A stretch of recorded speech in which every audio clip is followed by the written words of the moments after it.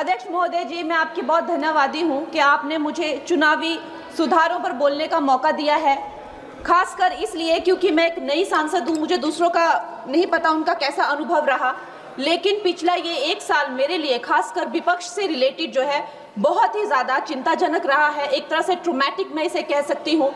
हर दिन इन्होंने यहाँ पे तमाशा किया है, हमारा दिल दहल जाता था इनको देखकर। एसआईआर ये वेल में उतर जाते थे। यहाँ पर इन लोगों ने डराना, धमकाना, धक्का मुक्की, ऐसा कोई इन्होंने किसी तरह की कोई बदतमीजी नहीं है जो एक भी दिन इन्होंने संसद भवन चलने नहीं दिया। हम जनता के प्रतिनिधि हैं, हम यहाँ पर उनकी आवाज लेकर आते हैं, हम कुछ सीखने आते हैं, हम नए सांसद हैं।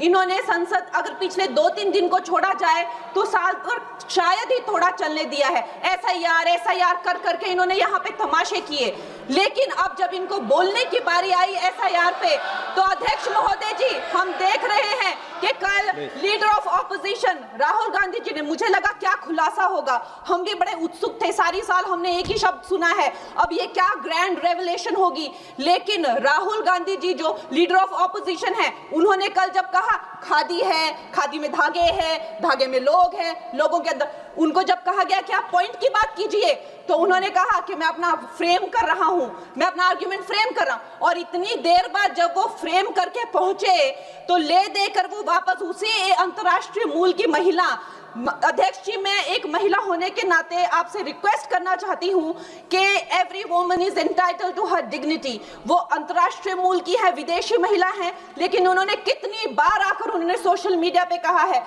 कि मैं कभी भारत नहीं गई हूं, मेरा हरियाणा चुनाव से कुछ लेना देना नहीं है। लेकिन फिर भी ये लोगों ने बिना किसी ठोस सबूत के उनका यहाँ पे फोटो बना के उन्होंने उनको उछाला, यहाँ पे उनकी तस्वीर उछाली यहाँ पर और यहाँ पर प्लेक कार्ड यूज करना भी अलाउ नहीं है। इन्होंने फिर भी नियमों का उल्लंघन किया।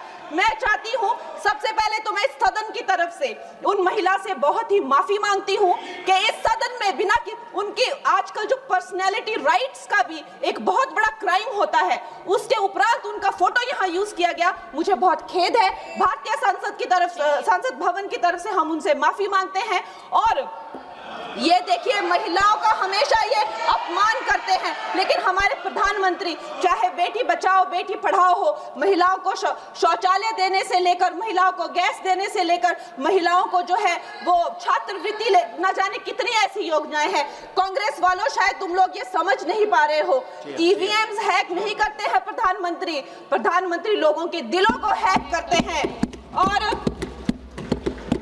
और ये लोग दुहाई देते हैं कि वो जो पुराने जमाने के दकियानूसी, वो जो चिट कागज पे लिखकर जो मतदान होता था वो सबसे अच्छा था। ये लोग भूल गए वो दिन, आप लोग भूल गए वो दिन।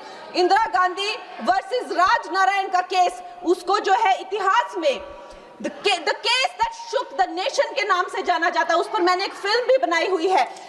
वोट चोरी और वोटों की धांधली के लिए एक प्रधानमंत्री पे एक साधारण से नेता ने केस किया था और उस धांधली में वो पकड़ी गई थी। हर उनका जो आरोप है उसमें सच सिद्ध किया गया था और रातों रात उनको कुर्सी छोड़ने के लिए कहा गया था और रातों रात जो है उनको ये आदेश दिया गया था कि आगे इतने सालों तक आप कभी जो है वो चुनाव लड़ नहीं सकते। ये धांधलियां इन्होंने करी हुई हैं और ये जो है उस टाइम के बैलेट बॉक्सों को उठाकर ले जाते थे ये लोग, और आज कहते हैं कि इनको ईवीएम्स जो है वो हैक हो जाते हैं। अध्यक्ष महोदय जी, मैं इनको याद दिलाना चाहती हूँ, प्रियंका गांधी जी कहती हैं कि छोड़ो पुरानी बातें, हम पुरानी बातें नहीं करेंगे, हम पुराने लोगों के बारे में नहीं बोलेंगे। तो मैं ये जानना चाहती हूँ कि आपकी जो माता जी हैं वो तो आपकी अध्यक्ष है और इस वक्त की वो अध्यक्ष है। उनकी जो है, आप देखिए, जब उनकी नागरिकता नहीं थी, जब उनके पास 1983 में नागरिकता आई, उसके कितने साल पहले से वो वोट देती आ रही हैं। तो ये जो इनका जो परिवार है, एंटाइटलमेंट से जो ग्रस्त ये इनका परिवार है, ये प्रियंका गांधी जी को भी याद रखना चाहिए। चाहे आपका भूतकाल हो, चाहे आपका वर्तमान हो, आप सब लोग, चाहे ईवीएम हो या चाहे कागज पे लिखा हो, जब आप लोगों के चरित्र में जो है किसी तरह की मर्यादा नहीं है, आप लोगों ने कभी भी इस देश का, यहाँ की कानून व्यवस्था का, संविधान का कभी आप लोगों ने सम्मान नहीं किया हुआ है। और अध्यक्ष महोदय जी, बिहार में जैसे ही एसआईआर आया, एसआईआर लागू हुआ, हमारी सरकार ने जो है कम से कम 60 लाख से ज्यादा अवैध। अब ये वोट, ये जो सारे अमाननीय वोट कार्ड है, ये सिर्फ घुसपैठियों के नहीं है। कुछ ऐसे लोग हैं जो माइग्रेट हो गए हैं, कुछ ऐसे भी लोग हैं जो इस दुनिया में है ही नहीं। 60 लाख से ज्यादा। और अगर वो लोग जेन्युइन थे तो उन्होंने, किसी ने तो रिक्वेस्ट करनी चाहिए थी कि भाई मेरा वोटर आईडी कैंसिल हुआ है। उसके उपरांत जो है 21 नए वोटर आईडी जो है उन्होंने दिए हैं। और इस तरह का एक माहौल बना बिहार में कि आज तक की सबसे ज्यादा वोटिंग जो है 67% वोटिंग हुई। नागरिकों में ये उत्साह जगा कि जो है इस तरह की जो क्लेंजिंग प्रोसेस है वो होना चाहिए। मैं एक देशभक्त होने के नाते अध्यक्ष महोदय जी, मैं ये प्रपोज करना चाहती हूँ कि हमारे देश में जो है हमेशा महीने 2 महीने बाद हमारे जो शीर्ष नेतृत्व हो गए, सारे अधिकारी हो गए, हमारे जितने भी रिसोर्सेज हैं, हम लोग उनको हर महीने 2 महीने में इलेक्शंस में जो है पुश कर देते हैं। इससे हमारे देश का बहुत ही भारी नुकसान होता है।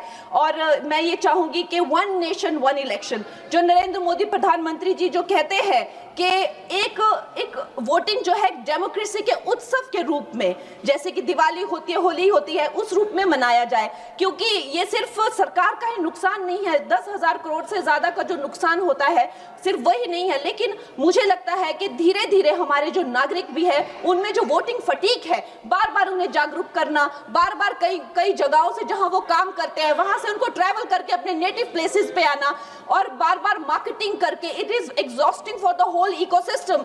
तो मैं ये प्रपोज करना चाहती हूँ कि 1 नेशन 1 इलेक्शन को लाया जाए। और ये जो भी हमें जिस तरह की जो असुविधा होती है हर महीने 2 महीने में इलेक्शंस की, उससे जो है हम बच सकते हैं। जय हिंद।